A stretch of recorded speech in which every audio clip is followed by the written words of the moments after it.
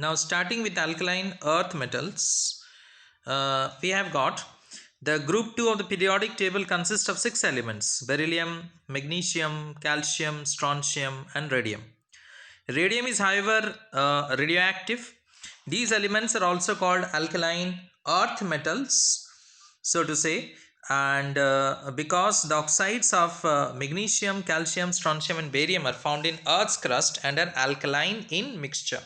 It's very important to understand why they are called as alkaline earth metals, why they are known as, because the oxides of magnesium, calcium, strontium and barium are found in earth's crust and are alkaline in mixture. The general electronic configuration is noble gas NS2, N is equal to 227. We can say that. Next is the atomic and ionic radii of alkaline earth metals are fairly large in what you can say, though smaller than those of the corresponding alkali metals. We can say that the first and second ionization enthalpies of alkaline earth metals are fairly low. We can say that the second ionization enthalpy are almost double of the first ionization enthalpy. The second ionization enthalpy, because to remove the second electrons, large amount of energy will be required. When you remove the first electrons, then the nuclear charge increases, the atomic size decreases. You have read it already in periodic properties. So as the atomic size decreases, nuclear charge increases. So the what you can say, the electrons are held more tightly. The remaining electrons, they are held more tightly by the nucleus. So hence the second ionization enthalpy is always almost double of the first ionization enthalpy. We can say that. Next is, like alkali metal ions, the hydration enthalpies of the alkaline earth metal ions decrease as the size of the ions increases down the group. As the size of the ion increases down the group, the hydration enthalpies of alkaline earth metals decreases. So we can say that. That is Be2 plus is greater than Mg, greater than Ca, greater than Sr, greater than Ba2 plus. We can say that.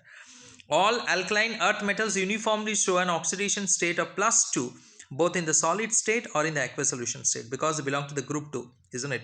For that particular purpose, they show an oxidation state of +2. In the solid state, the greater lattice enthalpy of the M2 plus ions, that is relative to M plus ions, relative to, I am using this term, more than compensates the higher second ionization enthalpy. Alright, while in the aqueous solution, it is the greater hydration enthalpy of M2 plus ions. Just now I said that hydration enthalpy of N2 plus ion is greater related to M plus ion, which more than compensates the higher second ionization enthalpy. Relative to M plus ions, which more than compensates the higher second ionization enthalpy, we can say that. Now, next is the alkaline earth metals are strongly electropositive, since they have a strong tendency to lose both the valence electrons to form M2 plus ions having noble gas configuration. The melting points and boiling points of alkaline earth metals are low but higher than what you can say, those of the alkali metals. However, down the group, the melting points and boiling points do not show any regular trend. We can say that do not show. The densities, if you say, then alkaline earth metals are denser than alkali metals due to smaller size. That's very important. Why it is denser? Due to smaller size and better packing of the atoms in the crystal lattice. The atoms are more tightly packed, more closely packed, and due to small size, the density is more than the alkali metals. Like alkali metals, alkaline earth metals also imparts a characteristic color to the flame. We can say that. That is, calcium is brick red, strontium is crimson, barium is apple green, radium is again crimson. Again I say, calcium is brick red, strontium is crimson. Crimson, that is pale crimson, rather I should say. Barium is apple green and radium is dark crimson. We can say that. Means dark in color, the crimson is.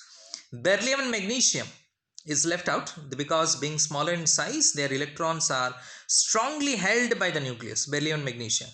As a result, they need large amount of energy for excitation of electrons to higher energy levels, which is not available in the Bunsen flame.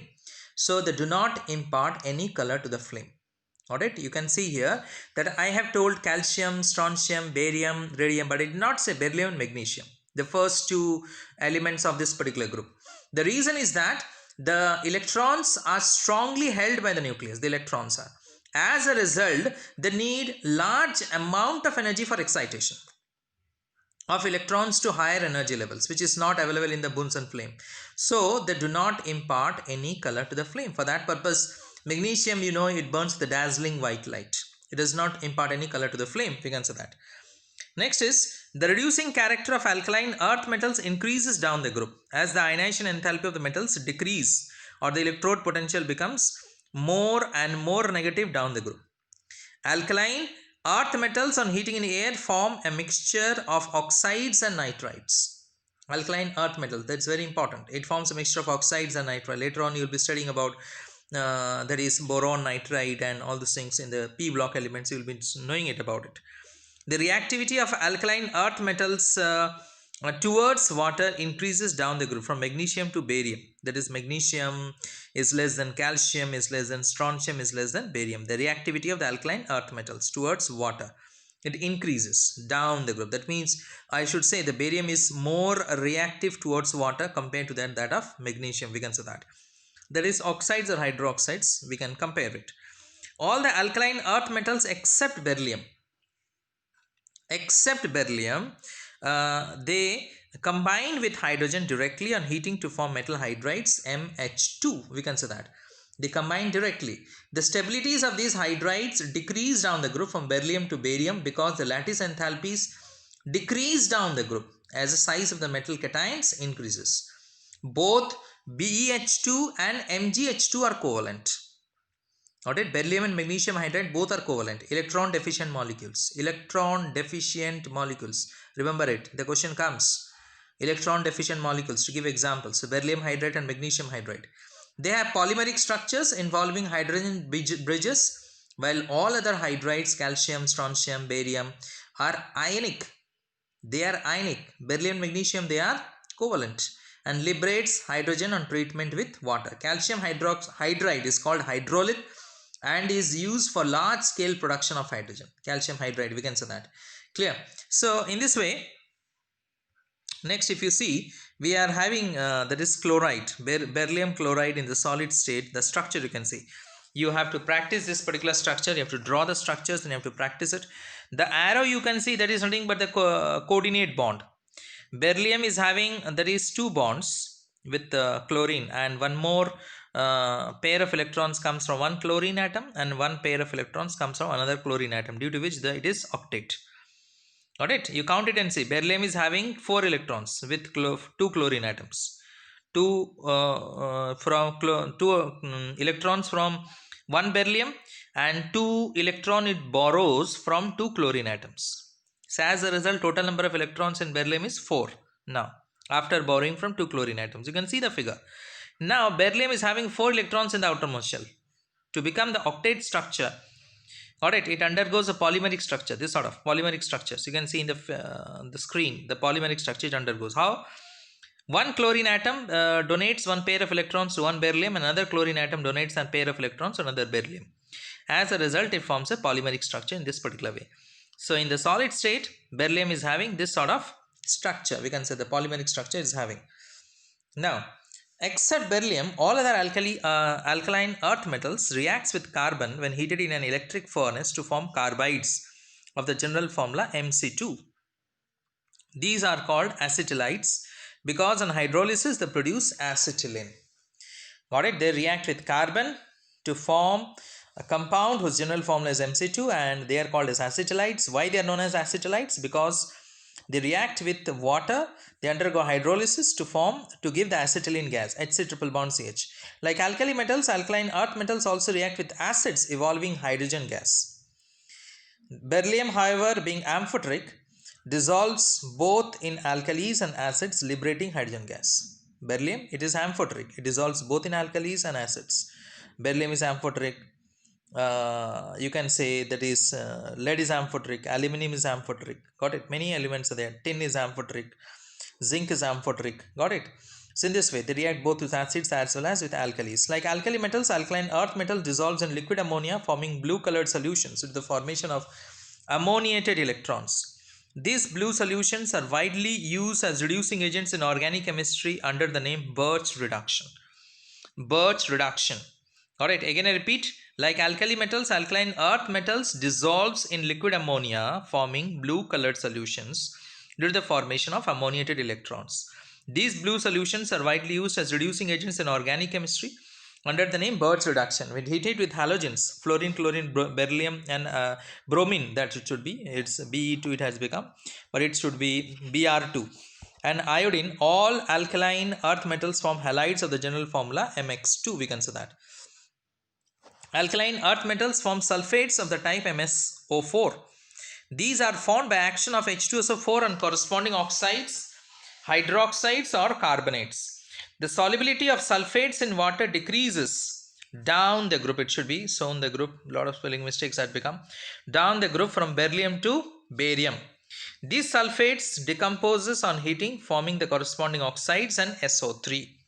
On heating the beryllium sulfate, magnesium sulfate, they decomposes to give you what you can say oxides, like it will give you magnesium oxide, magnesium sulfate will give you magnesium oxide, and SO3 gas will be released, we can say that. The bicarbonates of alkaline earth metals do not exist in the solid state but are known only in solution. That's very important. The bicarbonates of alkaline earth metals like magnesium bicarbonate, beryllium bicarbonate, calcium bicarbonate, they do not exist in the solid state but are known in the solution state. Right.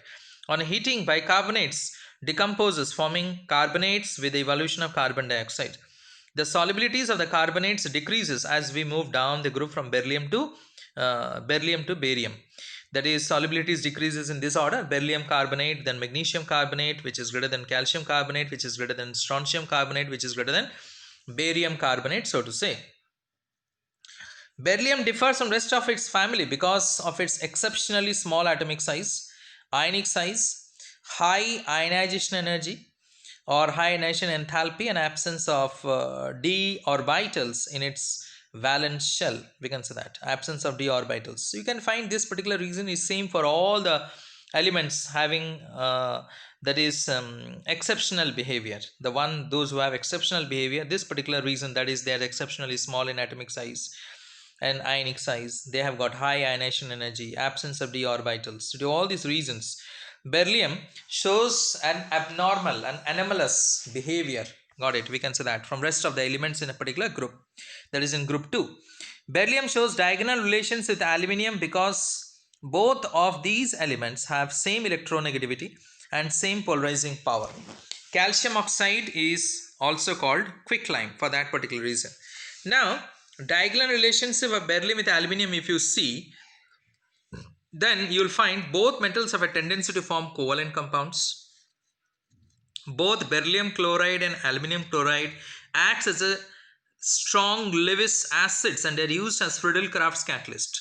You may note it down these things, that both metals, that is beryllium and aluminium, have a tendency to form covalent compounds. Both BeCl2 and AlCl3 acts as strong Lewis acids and are used as Friedel-Crafts catalyst.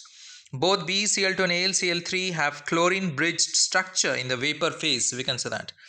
Both beryllium and aluminium are resistant to the action of acids due to the formation of protective film of the oxide on the surface. Both beryllium and aluminium, they are resistant to the action of acids. Both the metals dissolve in strong alkalis to form soluble complexes. The oxides of both beryllium oxide and aluminium oxide are hard, high melting and insoluble solids. The oxides and hydroxides of both beryllium and aluminium are amphoteric and dissolve in sodium hydroxide solution as well as in hydrochloric acid. Carbides of both the metals reacts with water, liberating methane gas. That is, B2C plus water will give you beryllium hydroxide, BeOH whole twice plus CH4. Similarly, Al4C3 plus water will give you AlOH whole thrice plus CH4. Both they give methane gas on reacting with water undergoing hydrolysis. Salts of both these elements form hydrated ions. We are going to get BH2O4, H2O whole 4, BH2O whole 4, 2 plus, AlH2O whole 6, 3 plus. We can get at the ions, we are getting it. Because of similar polarizing power, both beryllium and aluminium form complexes like BF4 2 minus, BC2O4 whole twice 2 minus, etc. We can say that they form complexes. Now, if you see, the calcium oxide is also called quicklime. calcium oxide is being formed when the calcium carbonate is heated in presence of 1070 to 1270 Kelvin. It forms calcium oxide and carbon dioxide. Calcium carbonate on heating at a temperature of around 1000 to 1200 Kelvin, we can get it. Calcium oxide and carbon dioxide. The reaction is what you can say endothermic in nature. Endothermic. It's not an exothermic, it's an endothermic reaction. Since the reaction is reversible, therefore the carbon dioxide is removed as soon as it is formed to enable the reaction to proceed to completion. Here you can see carbon dioxide is being formed. So carbon dioxide has to be removed from the site of the reaction as soon as it is being formed. When heated in oxyhydrogen flame, it emits brilliant white light called lime light. We can say that. It emits, give a white light, a bright white light called as lime light.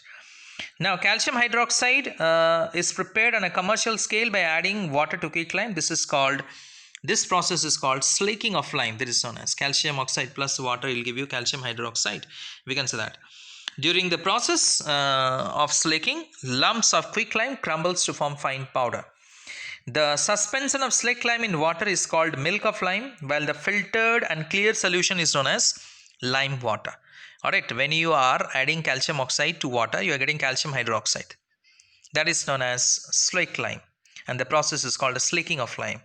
Alright, now the suspension you are getting it, the white milky suspension, that is called as a milk of lime, while upon filtration you will be getting a clear solution which is known as lime water. Now chemically both are same, both have got the same formula, calcium hydroxide, CH whole twice, both are. Alright, slaked lime reacts with chlorine to form calcium hypochlorite, which is a constituent of bleaching powder. Calcium hydroxide plus chlorine, it gives you calcium oxychloride plus CaCl2 plus water, we can say that, which is a constituent of bleaching powder, so to say, we can say that. So in this way, that is, I have told you everything about it. That is a mixture of slaked lime with 3 to 4 times of its weight of sand is made into a thick paste. It is called mortar and is used in the building material. Alright, you might have seen it also. That is during the building of this building, for the making of building, what we are doing it, we are adding slaked lime, that is chuna, which is being called powder, and 3 to 4 times of its weight you are adding, weight of sand is added, and it is made into thick paste with, nowadays we are adding cement. This is called as mortar and is used as a building material. Alright, for the building of buildings only, we can say that. Now next, coming to plaster of Paris is CaSO4 dot half H2O. It is prepared by heating gypsum to 393 Kelvin, that is 2 CaSO4 dot 2 H2O at 390 Kelvin. 393 Kelvin will give you 2 CaSO4 dot half H2O, which is plaster of Paris, plus 3 molecules of water. Plus 3 molecules of water, we can say that. Now plaster of Paris, when it is heated above 393 Kelvin, it gives you dead burnt plaster, which is 2 CaSO4 plus H2O. Dead burnt plaster, we can say that. So it sets into a hard mass of gypsum, CaSO4 dot 2 H2O, with slight expansion, 1% in volume. Got it? So in this way, we are also getting, we can also prepare plaster of Paris from, we can say, that is from calcium sulfate, we can say that, from gypsum, we can say that. Now coming to cement. Cement is essentially a fine powdered mixture of calcium silicates and aluminates along with small quantities of gypsum, which sets into a hard stone-like mass when treated with water. Which sets into a hard stone-like mass when treated with water. If you see the composition of the Portland cement, calcium 50 to 60%, magnesium oxide 2 to 3%, silicon dioxide 20 to 25%, ferric oxide 1 to 2%, aluminum oxide 5 to 10%, sulfur trioxide 1 to 2%. We can say that.